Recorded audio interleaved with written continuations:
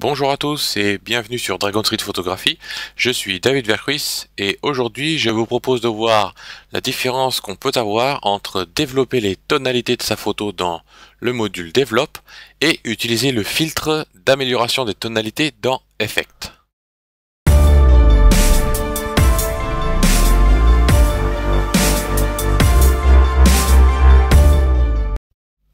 Alors je vais prendre ma photo des plages que je vais ouvrir dans le module Develop.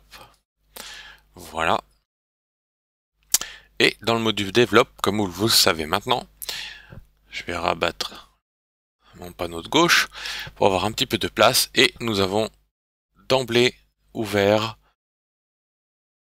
les ajustements de ton et couleur, détails, correction de lentilles, etc. Donc ce qui nous intéresse dans cette vidéo, c'est ton et couleur. Alors la petite différence ici, nous avons en fait un développement général qui va être plutôt simpliste mais basique. Donc on peut ajuster un petit peu en fonction de ces niveaux l'exposition. Voilà, selon les goûts de chacun.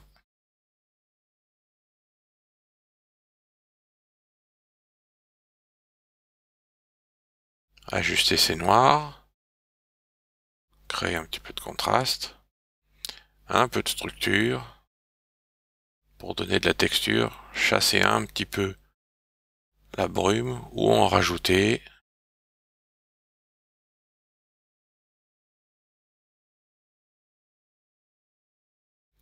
Voilà. Donc j'ai fait un développement basique et rapide des tonalités de ma photo. Passons maintenant dans le module Effect. Alors dans le module Effect, dans les filtres, ajouter filtre, vous avez ici Tone Enhancer. Je clique dessus et comme vous pouvez le voir, je retrouve quasiment les mêmes glissières, exposition, contraste, haute lumière, sombre, point blanc, point noir, compression, détail, clarté et la courbe. Donc je peux tout à fait, tout comme dans le module basique, développer et rajouter une couche de développement sur mes tonalités.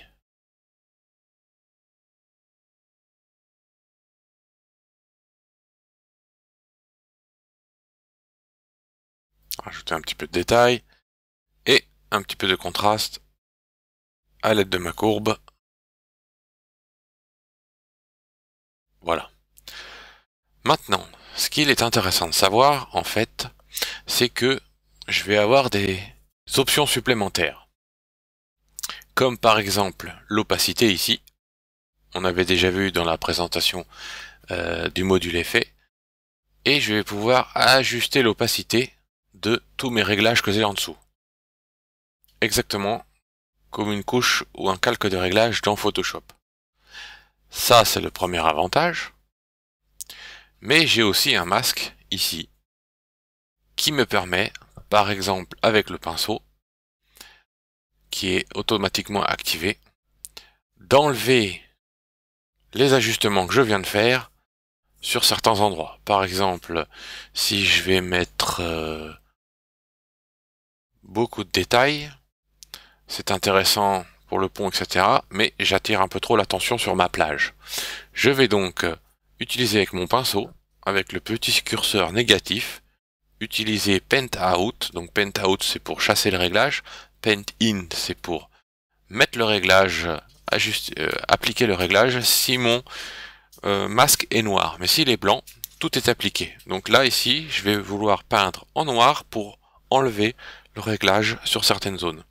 Donc je vais donc peindre ici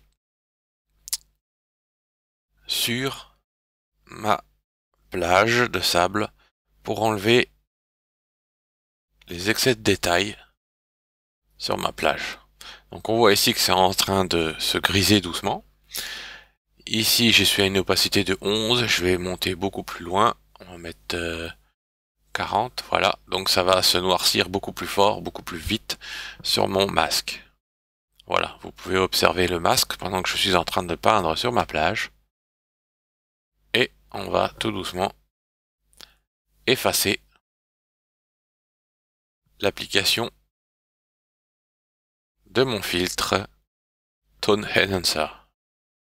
Voilà. Donc cela me permet de régler totalement sur mesure l'application de mon filtre. Maintenant, je peux cliquer ici sur le petit icône du point encadré et je vois donc la peinture de mon masque sans être gêné directement sur mon image. Voilà, je reviens à ma photo. Voilà, donc la peinture en noir que j'ai faite sur mon masque ici correspond au masquage des ajustements de tonalité que j'ai fait sur mon image. Si je clique sur le petit point rouge ici, on va voir, et j'espère qu'on le voit bien à la vidéo, que j'ai appliqué un réglage des tonalités sur l'ensemble de mon image, excepté sur ma plage qui, elle, n'a pas du tout bougé parce que je l'ai masqué en noir. Voilà.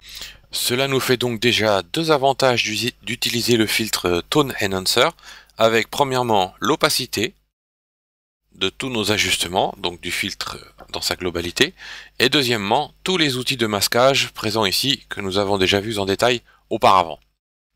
Maintenant, il y a un dernier gros avantage, c'est en cliquant ici sur la petite roue dentée à droite, où nous avons les zones d'application et de fusion du filtre Tone Enhancer. Alors, ces options d'application et de fusion ici peuvent être plutôt très efficaces et rapides. Je vais vous montrer comment est-ce qu'on peut faire plutôt que le masquage ici. Je vais resetter mon masque, voilà, donc c'est appliqué partout. Je vais essayer de forcer un petit peu les réglages.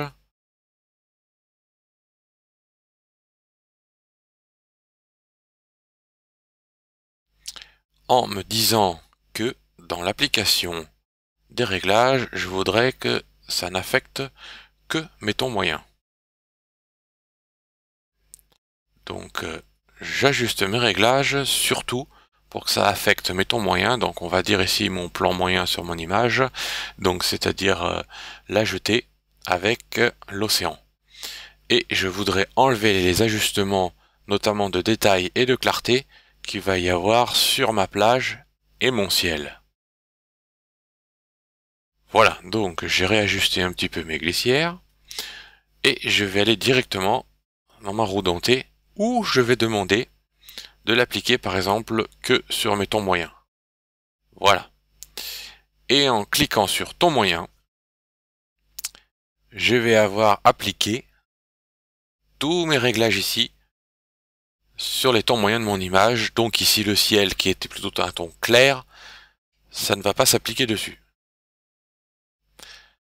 Et je peux encore de plus ici utiliser Range qui est donc la fourchette d'application de mes tons moyens. Donc je peux aller plus ou moins large en ayant ou resserrer mes tons moyens.